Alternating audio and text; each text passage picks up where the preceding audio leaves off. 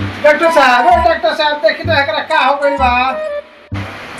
के हो आओ भीतरी बानी।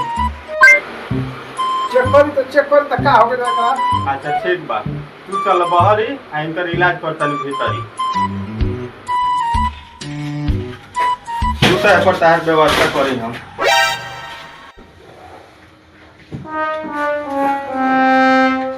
अब बोला तारा का भइल बा। ए डॉक्टर साहब हम्म हमरा नु हम्म मैदान कर ले तनी सवेरे हम्म।